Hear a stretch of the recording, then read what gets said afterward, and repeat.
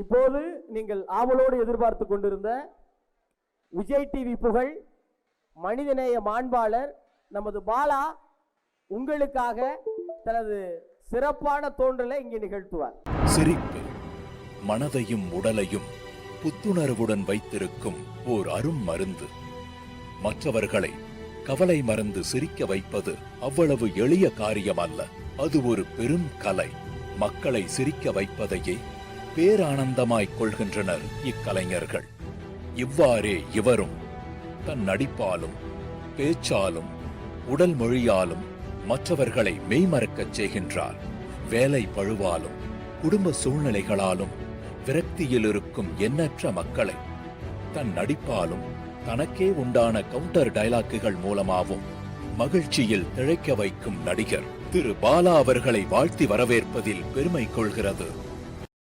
Vijay TV புகழ் நமது பாலா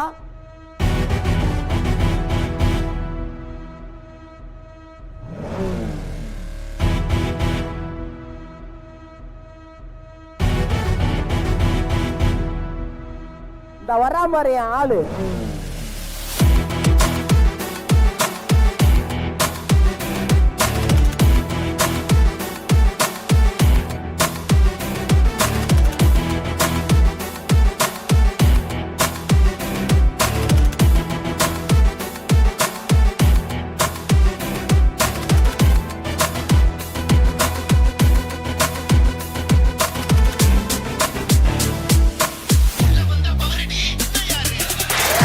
வணக்கம் வணக்கம்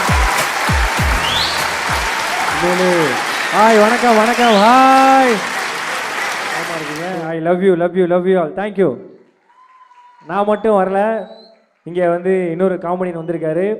ஸோ ஒரிசாவிலேருந்து வந்திருக்கும் திரிசாவின் சித்தி பையன் விக்னேஷ் சிவா வந்திருக்காரு. ஒரு பெரிய கைத்தட்டல் கொடுக்கலாம். இன்னொரு மைக் கொடுங்க.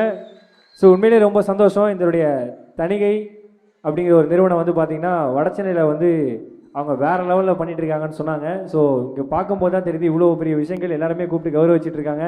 இப்படி ஒரு நல்ல மனிதர்கள் நல்ல உள்ளங்கள் கலந்துக்கிற ஷோவில் எங்களை கலந்துக்கிறதுக்கு வாய்ப்பளித்த இங்கே இருக்கிற நல்ல உள்ளங்கள் எல்லாருக்கும் ரொம்ப ரொம்ப நன்றி. Thank you, love you all.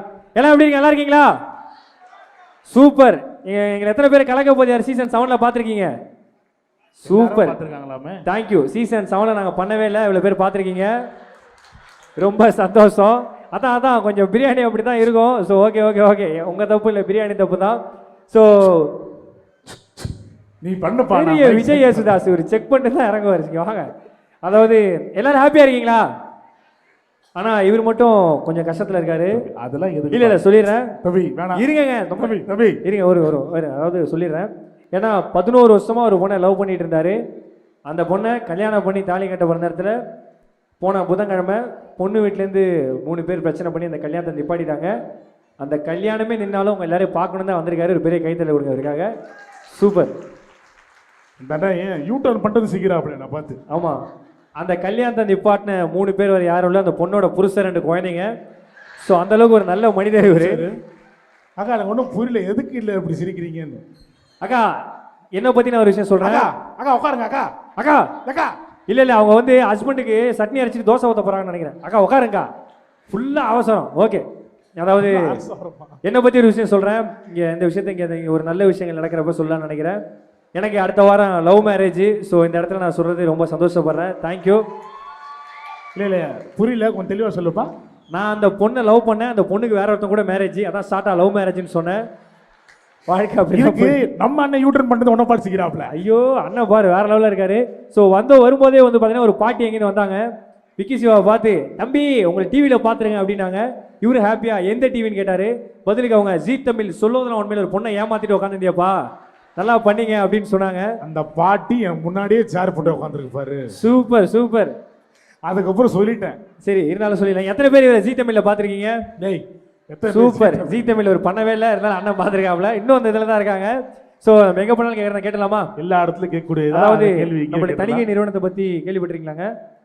நான் கேள்விப்பட்டிருக்கேன்ப்பா. எல்லா ஸ்டேட்லையும் சிறப்பான இடம் கிடைக்கும். ஆனால் ரொம்ப சிறப்பான இடம் கிடைக்கிற ஒரே ஸ்டேட்டு நம்மளுடைய தணிகை எஸ்டேட் தான். ஸோ எல்லாருமே வந்து அங்கே வந்து சிறப்பான விஷயங்களை கை தர போறீங்க, எனக்கு புரியல. நிச்சயமா. ஏன்னா எல்லாம் கல்யாணம் ஆயிடுச்சா? அக்கா அண்ணனுக்கு கல்யாணம் ஆயிடுச்சு. அக்கா உங்க ஆயிடுச்சா? என்ன இவ்வளோ பொறுமையாக கை தூக்குறீங்க? பொறுமையாக தாலி கட்டினாரா அண்ணன்? சூப்பர். பட் இருந்தாலும் வந்து ஏன்னா அண்ணன் கல்யாணம் ஆயிடுச்சா உங்களுக்கு? சூப்பர். எத்தனை வாட்டினே? எத்தனை வாட்டியா? ஏன்னா உண்மையிலேயே ஏன்னா ஒரே வாட்டியா? ஏன் தெரியல, ஆ. ஏன்னா வந்து எனக்கு தெரிஞ்சு இது வந்து ஒரு எஸ்டேட் ஃபங்க்ஷனுக்கு வந்தா மாதிரி இல்லை, செங்கல்பட்டு பக்கத்தில் ஒரு காது குத்து ஃபங்க்ஷனுக்கு வந்தா மாதிரி தான் இருக்குது. தாம்போல தட்டும் பழமும் இருந்தால் இவரை மடியில் உட்கார வச்சு காதையை குத்திட்டு போயிடலாம் போல. ஸோ அந்த அளவுக்கு என்ன காது குத்துறன்னு புரியல எனக்கு. ஏன்னா அந்த மாதிரி ஒரு அற்புதமான இடம் தான் அது. ஸோ எங்கே போனாலும் கேட்குறத கேட்டுலாமா? கேட்டுடலாம்பா. இங்கே தளபதி விஜய் சார் ஃபேன்ஸ் எவ்வளோ பேர் இருக்கீங்க? சூப்பர்.